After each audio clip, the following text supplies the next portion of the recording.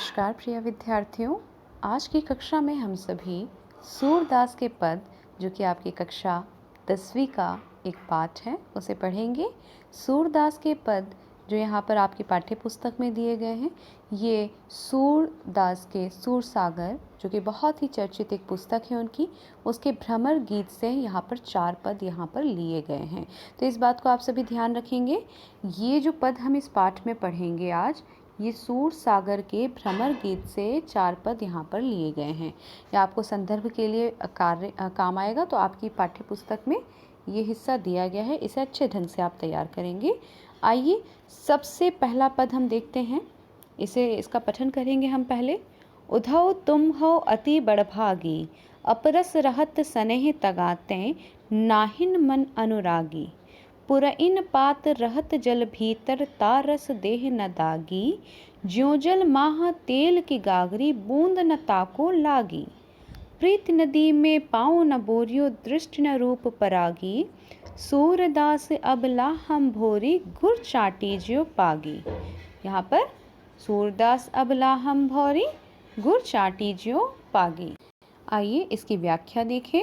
सूरदास के पद की व्याख्या इस प्रकार होगी कि सूरदास के पद में गोपियाँ उद्धव को संबोधित करते हुए कहती हैं कि हे उद्धव, तुम वास्तव में बहुत भाग्यशाली हो।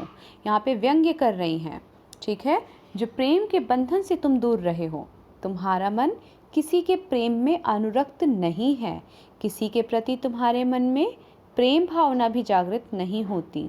जिस प्रकार कमल के फूल की जो पत्तियां हैं, जल के पास होते हुए भी उससे ऊपर ही रहती हैं और जल की एक बूंद भी अपने ऊपर नहीं ठहरने देती।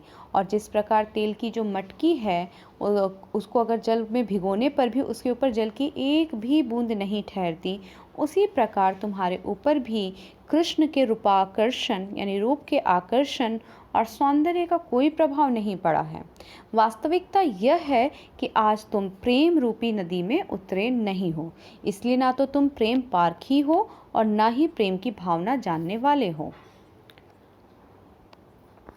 आगे सूरदास जी यहाँ पर आगे और बताते हैं अगली पंक्तियों में कि वे गोपियाँ उद्धव को कहती हैं कि हम तो भोली भाली ग्रामीण अबलाएं हैं और हम श्री कृष्ण के रूप सौंदर्य में इस प्रकार खो गए हैं कि अब उनसे विमुख नहीं हो सकती।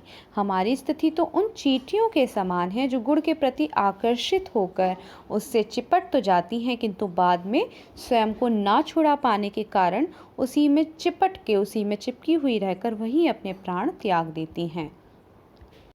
ये तो सरलार्थ हो गया, कविता का भावार्थ मैंने आप सभी को समझा दिया है।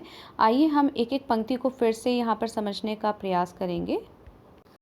उद्धव तुम हो अति बड़भागी, यहाँ पर गोपियाँ जो हैं उद्धव को ताने देते हुए, व्यंग्य करते हुए कहती हैं तुम बहुत ही भाग्यवान हो, जो तुम प्रेम से अपरस रहत स्नेह तगाते, जो तुम प्रेम से, प्रेम के रस से दूर रह पाए हो, तुम्हें प्रेम छू तक नहीं गया है, तुम किसी के आकर्षण में नहीं पड़े। नाहिन मन अनुरागी, तुम्हारा मन किसी के अनुराग में नहीं आया, किसी के प्रेम के आकर्षण में नहीं आया। बिल्कुल ठीक उसी प्रकार जिस प्रकार पुरइन पात कहा जाता है कमल के पत्ते को, जिस प्रकार से पुरइन पात कमल का पत्ता जल के भीतर रहता है, तारस देह न दागी, जल के भीतर रहते हुए भी उसके ऊपर बूंद की पानी का एक बूंद भी नहीं टिक पाता है और पानी के एक बूंद से वो ऊपर ही बल्कि रहता है, तैरता रहता है। साथ के साथ वो कीचड़ का कुछ भी दाग जो है, तारस देह न दागी, यानी कि कीचड़ का कोई भी एक दाग उस पर नहीं आ पाता है।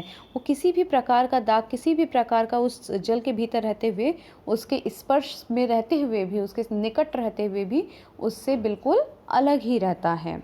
जो जल, अगला उदाहरण कहती है देते हुए कि तुम बिल्कुल वैसे हो जैसे चिकने घड़े होते हैं, तेल की मटकी होती है।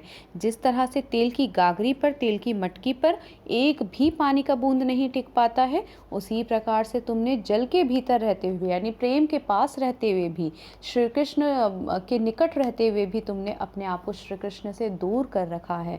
तुमने अपने आप को श्री कृष्ण के मोह से अलग कर रखा है और उनके प्रेम में अभी तक नहीं पड़ पाए हो।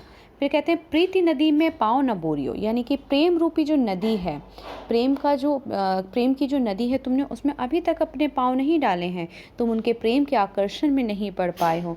क्योंकि दृष्टि न रूप परागी, क्योंकि तुम अभी तक श्री कृष्ण के रूप आकर्षण का दर्शन नहीं कर पाए हो, तुम श्री कृष्ण के रूप सौंदर्य का दर्शन नहीं कर पाए हो, इसीलिए तुम श्री कृष्ण से स्वयं को दूर रखे हुए हो। हालांकि तुम उनके साथ हो, लेकिन उनके मोह बंधन में नहीं पड़ पाए हो।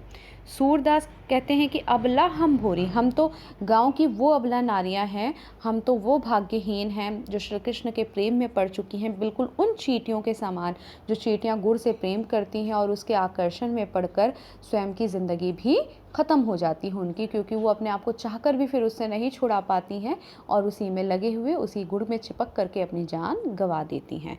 विद्यार्थियों, ये प्रथम पद का भावार्थ था। अगले पद का भावार्थ आपको अगले वीडियो में मिलेगा।